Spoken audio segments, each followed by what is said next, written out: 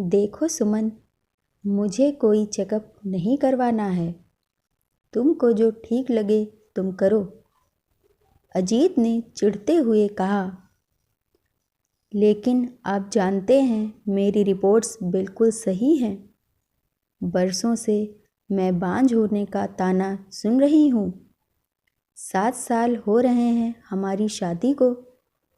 शादी से पहले हमने ये वादा किया था एक दूसरे का साथ देंगे। मेरे और आपके परिवार के खिलाफ जाकर हमने ये शादी की। बहुत प्यार करती हूँ मैं आपसे। सिर्फ एक बार चल कर दिखा दें। विश्वास रखिए, जो भी होगा मैं कभी आपका साथ नहीं छोड़ूंगी। सुमन की आंखें आंसुओं से भीग गई थी। ठीक है, आज शाम को हम चलेंगे। अजीत ने हामी में सर हिलाया। सुमन ने उसे गले लगा लिया। आज से 9 साल पहले दोनों एक दूसरे से मिले थे। दोनों एक दूसरे से पहली बार ऑफिस में मिले। पहली ही नज़र में अजीत को सुमन पसंद आ गई थी, पर सुमन की तरफ से ऐसा कुछ नहीं था। पर अजीत ने हार नहीं मानी। उसने बेझिझक अपने दिल की बात सुमन को बता दी।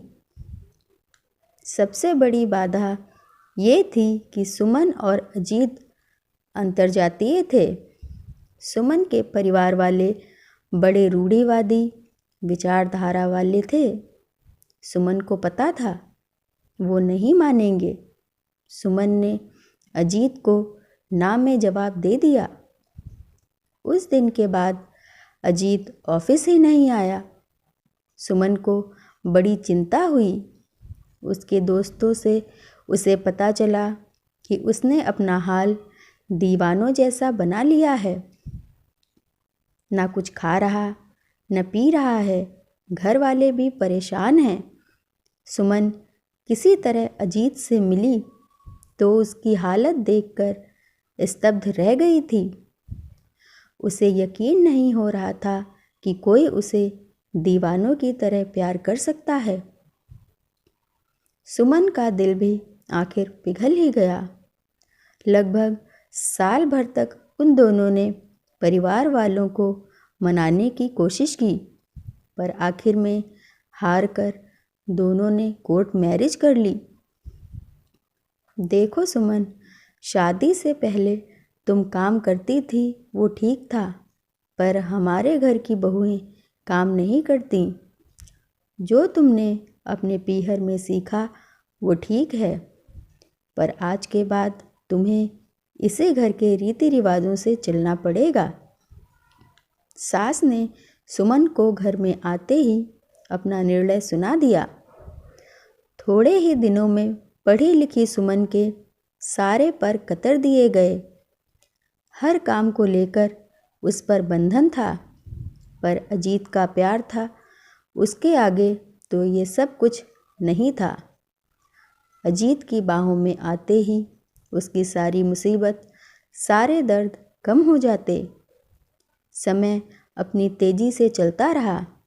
सुमन ने अपने आप को परिवार के सांचे में ढाल लिया। शिकायत करना तो उसने जैसे सीखा ही न था। शादी को 4 साल हो गए। धीरे धीरे दोनों पर बच्चे के लिए दबाव आने लगा। धीरे धीरे सुमन पर घर वाले और दबाव डालने लगे। हमने तो आते ही 4 साल में 3 बच्चों को जन्म दे दिया था। हमारी बड़ी बहू को देखो, शादी के अगले ही साल मुन्ना हमारी गोद में आ गया। पर ये पढ़े लिखे लोग हैं ना, इनके चोचले ही ज़्यादा होते हैं। सासू माँ पड़ोस में रहने वाली पंडिताइन चाची को कह रही थी। सुमन को आते देख उनकी आवाज़ का टोन थोड़ा ऊंचा हो गया था। ऐसा नहीं था कि उन दोनों को बच्चा नहीं चाहिए था, पर सुमन कंसीव ही नहीं कर पा रही थी। धीरे धीरे ये सवाल सुमन के गले की फांस बन गया था। सुमन का आना जाना मुश्किल हो गया। हर किसी का एक ही सवाल, ये खुशखबरी कब सुना रही हो? माँ जी का ताना, बहू क्या मेरे मरने के बाद खुशखबरी सुनाएगी? अड़ोस पड़ोस सब जगह चर्चा का केंद्र वही होती। देखते ही देखते 7 साल बीत गए। सुमन को लग रहा था मानो उसका जीना दुश्वार हो गया है।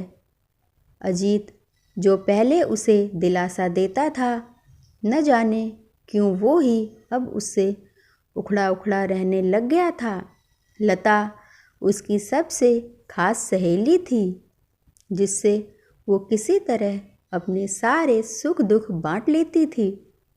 एक दिन लता उसे डॉक्टर के पास लेकर गई और सारे चेकअप करवाए। सुमन की सारी रिपोर्ट्स नॉर्मल थीं। जब उसने ये बात अजीत को बताई तो अजीत को बड़ा गुस्सा आया। अजीत ने उससे कहा, क्या वो उसकी मर्दानगी को ललकार रही है? सुमन स्तब्ध थी। अजीत का ये रूप देखकर, जिस अजीत ने उसके प्यार में जीने मरने की कस्में खाई थी, आज वो कैसे बदल गया। वो बहुत रोई उस दिन, पर उसने अपना धैर्य नहीं छोड़ा। कुछ दिन बाद जब अजीत सामान्य हुआ तो उसने बड़े प्यार से उसे समझाया और अजीत राजी हुआ। शाम को दोनों डॉक्टर के पास जाकर आए। अगले दिन रिपोर्ट्स आ गई थीं। सुमन का शक सही साबित हुआ। कमी अजीत में ही थी। पर जब से रिपोर्ट आई, अजीत का व्यवहार और बदलने सा लगा। वो सुमन से नज़रें चुराने लगता। अजीत, आज के ज़माने में सब संभव है। आप अपना ट्रीटमेंट लेंगे तो सब सही हो जाएगा। साइंस ने बहुत तरक्की कर ली है। सुमन ने अजीत को समझाने की बहुत कोशिश की। डॉक्टर ने सुमन को अजीत के लिए दवा भी दी, पर अजीत अपनी मर्जी की करता, दवाइयों को इधर उधर फेंक देता। घर वालों का दबाव सुमन पर और बढ़ने लगा। सुमन जानती थी कि कमी उसमें नहीं, फिर भी वो अजीत से बहुत प्यार करती थी, इसीलिए किसी को कुछ नहीं बोलती। उसके अपने घर वालों ने तो कब से उससे दूरी बना ली थी। अजीत के अलावा उसका कोई था भी तो नहीं। अजीत, दुनिया में बहुत से लोग हैं जो माँ बाप नहीं बन पाते हैं। अगर आप हाँ कहें तो हम बच्चा गोद ले लेते हैं। कम से कम इसी बहाने हमें माँ बाप कहने वाला कोई तो आएगा। सुमन ने अजीत के कंधे पर हाथ रखकर कहा, तो क्या तू पूरी दुनिया को बताना चाहती है कि तेरा पति इस लायक नहीं कि तुझे बच्चा दे सके? जग हंसाई करवाना चाहती है मेरी? खबरदार, आज के बाद किसी डॉक्टर के पास गई तो। अजीत ने उसका हाथ झटके से हटाया और आंखें दिखाते हुए उसे बोला। सुमन की आंखें भर आईं। उसने अजीत का ऐसा रूप आज पहली बार देखा। वो पूरी तरह से अजीत पर निर्भर थी। उसके पास ऐसा कोई साधन नहीं था जिससे वो कोई ट्रीटमेंट भी ले पाती। अजीत उससे और कटा रहने लगा। परिवार वाले भी उससे दूर थे। अब तो उसका हर दिन आंसुओं के साए में गुजरता। देखो अजीत की माँ, लड़की बहुत ही खूबसूरत है और हमारे समाज की भी है। मैं तो कहती हूँ अपने अजीत की शादी इससे कर दो। कब तक इस बांझ को अपने गले बांध कर रखोगी? पंडिताइन काकी ने अजीत की माँ को कहा। अगले दिन अजीत की माँ ने उसे लड़की का फोटो दिखाया। अजीत की चुप्पी उसकी रजामंदी दिख रही थी। सुन सुमन, अपना सामान पैक कर और निकल इस घर से। तुझ जैसी बांझ नहीं चाहिए मुझे इस घर में। सासू माँ ने जैसे ही कहा, सुमन पर तो मानो दुख का पहाड़ टूट पड़ा। माँ जी, कमी मुझ में नहीं, आपके बेटे में है। आप चाहें तो रिपोर्ट्स भी देख सकती हैं। मैं बांझ नहीं, आपका बेटा बच्चा पैदा नहीं कर सकता। सुमन ने जैसे ही बोला, अजीत ने एक थप्पड़ उसके गाल पर रसीद कर दिया। मुझ पर इल्ज़ाम लगाती है। ये हैं तलाक के पेपर, साइन कर दो इन पर। मेरी माँ सही कहती हैं, मेरी ही गलती है कि तुझ जैसी लड़की से मैंने शादी की। निकलो मेरे घर से, अजीत ने कहा। सुमन पर मानो पहाड़ टूट पड़ा। उसे कुछ समझ नहीं आ रहा। जिस लड़के के लिए उसने परिवार छोड़ा, सब कुछ छोड़ा, आज वही उसकी ये दुर्गति बना रहा है, उसे छोड़ रहा है। सुमन बेसुध सी थी, वो क्या करे, नहीं समझ पा रही थी। उसने कागजों पर साइन किए, अपना सामान उठाया और चल दी। ये इतनी रात को कौन आया है? दरवाजे पर दस्तक सुनकर लता चौंक गई। सुमन, तुम? सुमन को इस हालत में देखकर लता चौंक सी गई थी। सुमन फूट फूट कर रोने लगी। लता ने सुमन को संभाला, उसका ख्याल रखा। अब सुमन के पास ये विकल्प था कि वो आत्मनिर्भर बने। लता ने अपनी कंपनी में सुमन की जॉब लगवाई। कुछ ही महीनों में सुमन का तबादला दूसरे शहर में हो गया। उसका तलाक हो गया। अजीत से उसकी शादी टूट गई थी। सुमन ने फिर भी किसी तरह खुद को संभाला हुआ था। उसने अपनी मेहनत से अपना एक मुकाम बनाया। हार नहीं मानी, न खुद से और न अजीत से। यहाँ उसकी मुलाकात हुई अभिषेक से। एक टूटे हुए दिल को जोड़ना बहुत मुश्किल होता है, पर अभिषेक के प्यार ने उसके हर घावों पर मलहम लगा दिया। आज अभिषेक के साथ उसकी शादी की पहली सालगिरह थी, साथ ही एक ऐसी खुशी भी जिसका इंतज़ार वो बरसों से कर रही थी। उधर अजीत की शादी उस लड़की से हो गई, लेकिन कुछ ही दिनों में वो अजीत को छोड़कर किसी और के साथ चली गई। अजीत शराब में डूबने लगा। उसकी नौकरी भी चली गई थी। अजीत की सच्चाई से अब सब लोग वाकिफ हो चुके थे। जितना बुरा उसने सुमन के साथ किया, उसी कर्मों का फल आज वो भुगत रहा था। दरवाजे की घंटी बजी। अजीत बरामदे की तरफ आया। उसकी माँ ने दरवाज़ा खोला।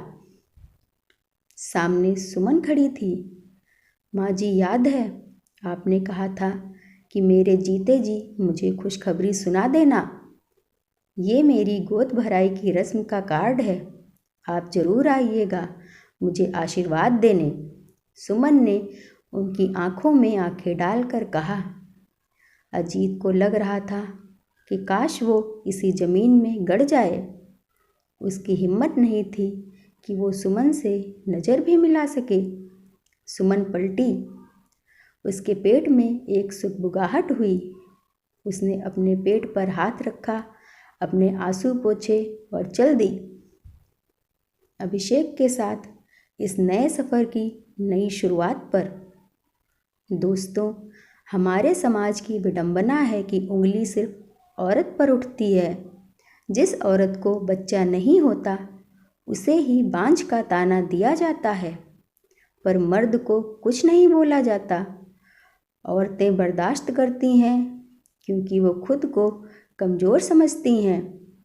बहुत सी स्त्रियां टूट सी जाती हैं, पर हमारी कथा नायिका, जो एक असल किरदार भी है, उसने न केवल खुद को संभाला, इस परिस्थिति को अपने पर हावी न कर खुद के लिए सही राह चुनी। तो दोस्तों, कितनी भी कठिन परिस्थिति क्यों ना हो, कभी हार मत मानिएगा। माना जिंदगी आसान नहीं, पर जिंदगी आपको दूसरा मौका जरूर देगी, जब आप स्वयं के लिए दूसरा मौका चुनेंगी। यदि आप ऐसी ही और कहानियाँ सुनना चाहते हैं तो हमारे चैनल को सब्सक्राइब जरूर कीजिएगा। Thank you.